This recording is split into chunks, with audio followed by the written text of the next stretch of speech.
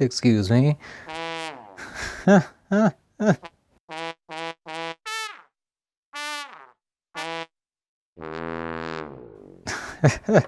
a bizarre sound.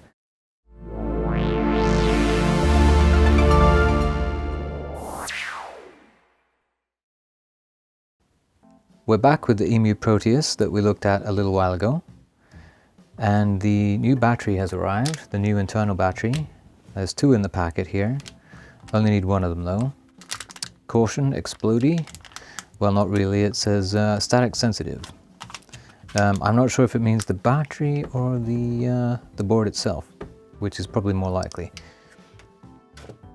And we have the little holder for it. This came all the way from Germany. The batteries came from China or somewhere. This has the tangs on the back for soldering it to the board, but they also give you these wires because what I'm actually going to do is probably use the wires and then find a place for it on the board, and we'll just glue it there.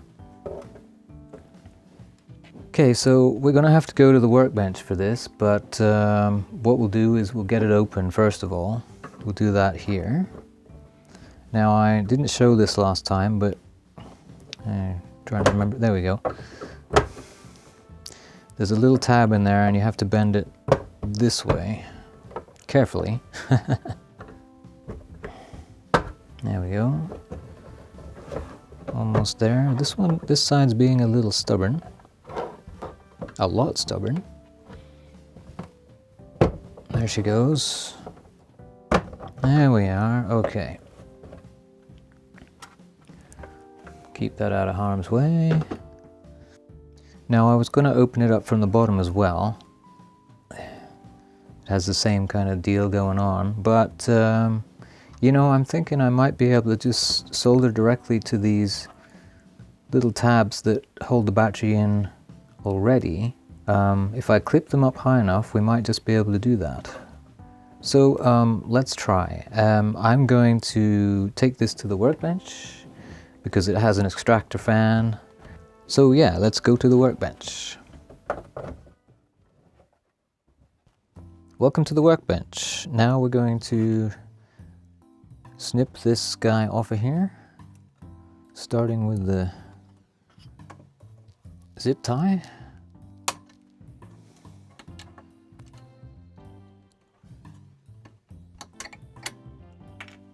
If we're lucky, we can get this off and leave a little bit of the tab. Oh, there we go.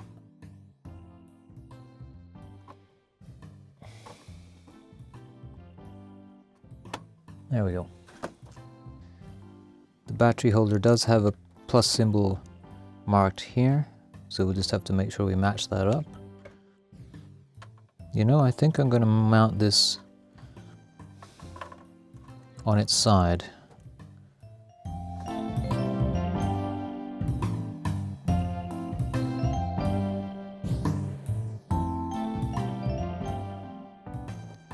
Alright, those don't look too bad. We're going to get this on the board now.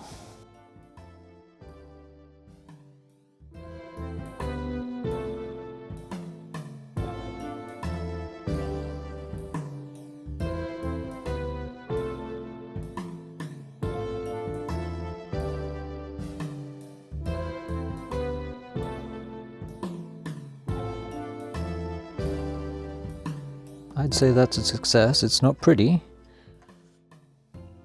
Okay, we're getting close here with the glue gun, and so since I'm mounting the battery holder this way, I want to put the battery in before I glue it down, just to make sure that it doesn't pop off the board again when I try putting the battery in. So here's our positive, right here, the yellow. And it matches the yellow on the board, and positive end of the battery, put it in here, simple as that. And we want to be about there.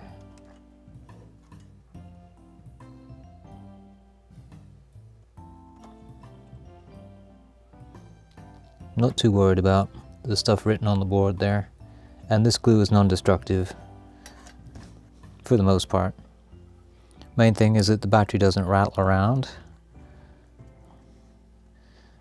And none of our solder points are touching anything important other than what they need to be touching. Well, it's not the best job in the world, but it's in there, and I didn't have to get to the back of the board, thankfully. Our little tabs held. The proper way to do them, of course, is to desolder them from the back. And I think we are good. So I'm gonna take this back to the workbench and we'll put it back together. And then phase 2. Okay, so here we are back at the station. We have the battery holder installed as well as the fresh battery. I've tested to make sure this still powers on. It does, and just as well. And next step is to actually put the patches back in here and see if the battery will keep them there. So we'll put the case back on. We won't snap it closed just yet, but we'll just want to keep the electronics protected. Now I'd hoped to have a laptop with a serial port handy because I have this MIDI to serial adapter from back in the day, but no, I didn't have anything portable that will hook up to this, so I'm going to take this to the studio. We'll install the patches off camera, and if I'm successful, we'll be back here and we'll hear how some of them sound, and maybe we'll hear if any of those patches that we played while it didn't have the fresh battery are still in here, or whether those were just kind of freaks of nature, as it were, or freaks of technology, as the case may be. Alright, so see you momentarily.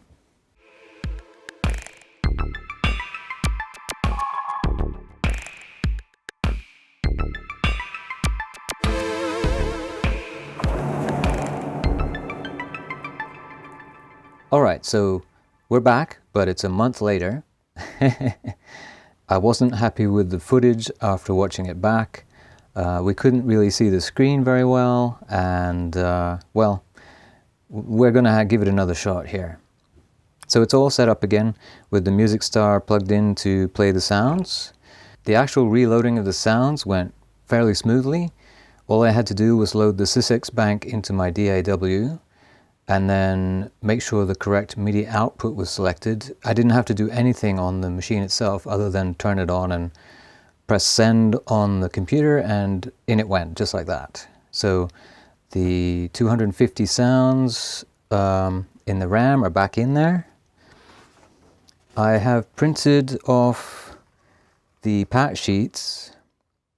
I checked back on the original footage, and whenever I found a sound, the number on the machine didn't correspond to anything close on here. So these are still helpful to see what we're looking at, but not much else. So we're just gonna carry on here. Okay, so the first patch is 000.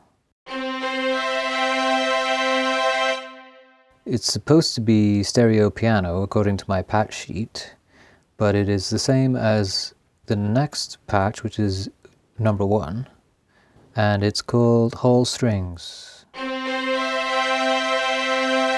Don't know why that is, but there you go. Number 2.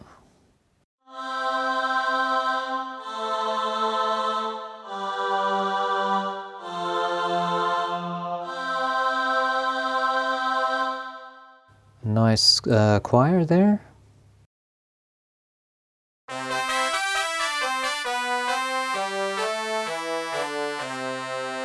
Truly awful trumpets.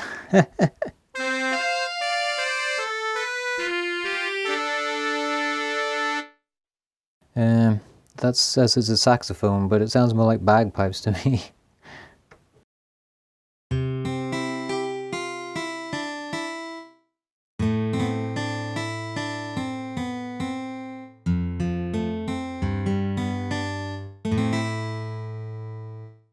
That's a nice acoustic guitar, and we had a couple of guitar-like patches in our Ghost patches, and that could have been one of them.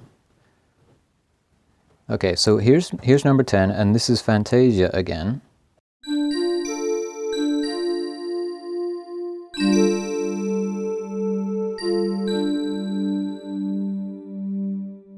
might remember that this is in the ROMs also, and in fact it says in the patch sheets that here it is at 10 and again at 266.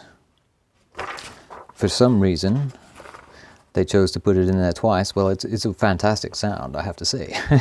Why not have two of them? Alright, so I'm gonna now just kind of skip through a lot of these because a lot of them are just, you know, fairly boring pianos and such. And I'll stop and play around on any of the more interesting ones. And hopefully along the way we might find something that was in the ghost patches. We'll see.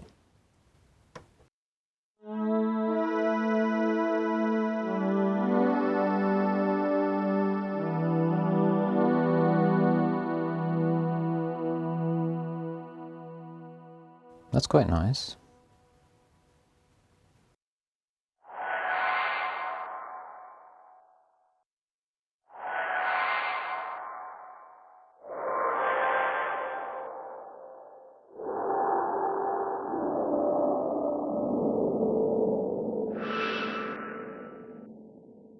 That's quite cool. It's called Metal Vapor.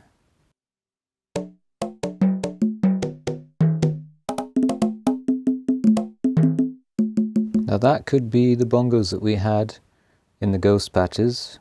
Latin drums. Oh, I see. Not just bongos, there's other things in there, or congas, whatever.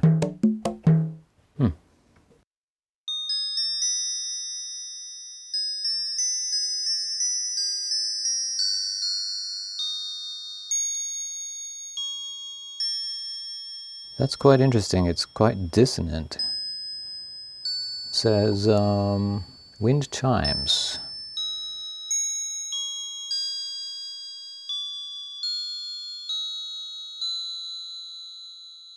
Cool.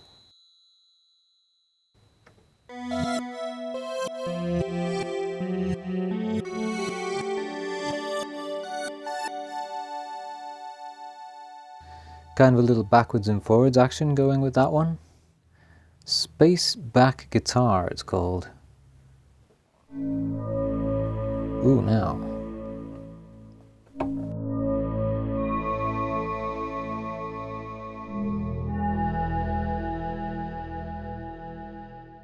Dark World that's called, I like it.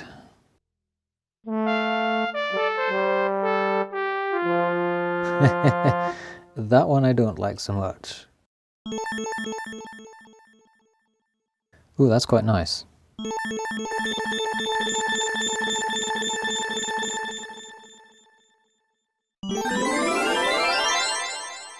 Cool.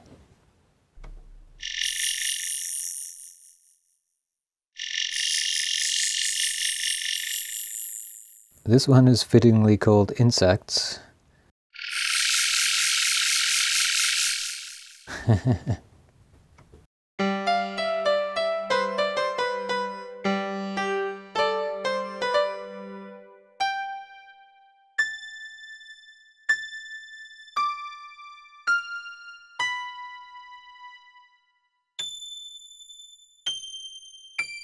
I think we're on to a winner here. This could be a contender for one of our ghost patches.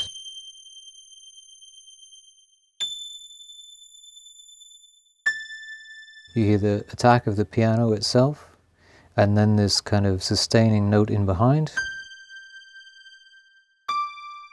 Except the sustaining note naturally decays, whereas the one in the ghost patches didn't. Kind of just sat there looping.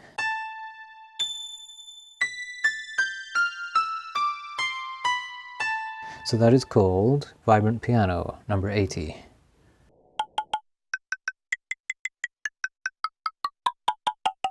Is this perhaps another one of our ghost patches?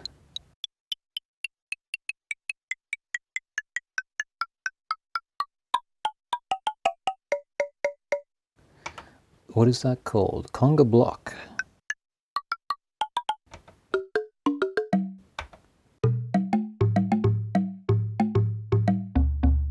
Okay, cool. That might have been one.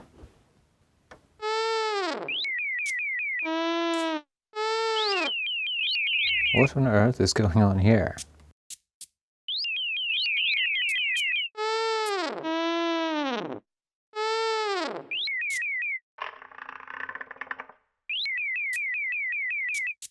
Oddball. That's called Animal 1, and Animal is the next patch. Variations of the same theme.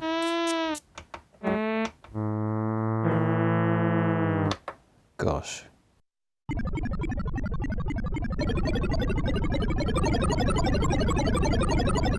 That's kind of cool.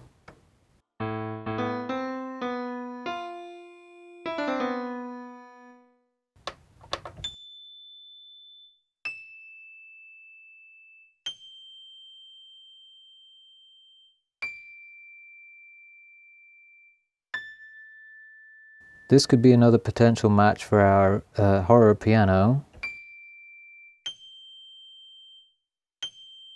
The decay is very strange on this one. If I hold it down, you kind of get the same effect. But as soon as you let go, the decay is quite quick.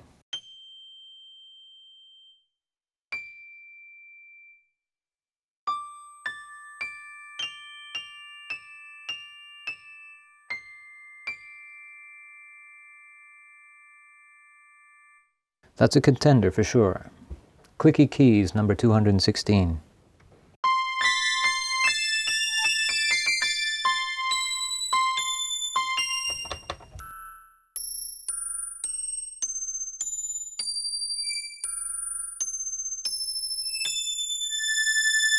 Oh. Whoa, now.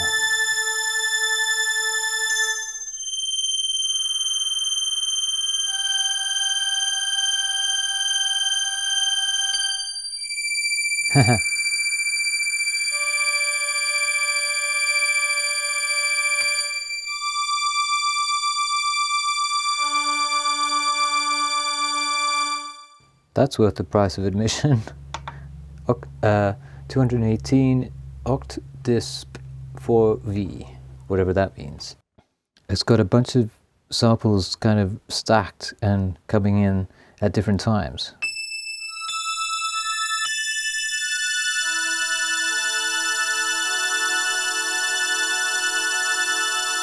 Yeah, I like that one. Very inventive. Oh my goodness. What is this monstrosity?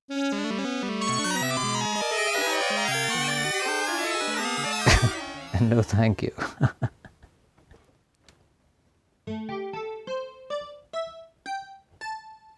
So that's the last patch in the RAM. That's bass and guitar, number 255. So yeah, we had some quite cool sounds in there and some very cheesy ones as well. We've successfully replaced the battery. All the sounds are back in there that should be, barring perhaps the first one, which was supposed to be a stereo piano.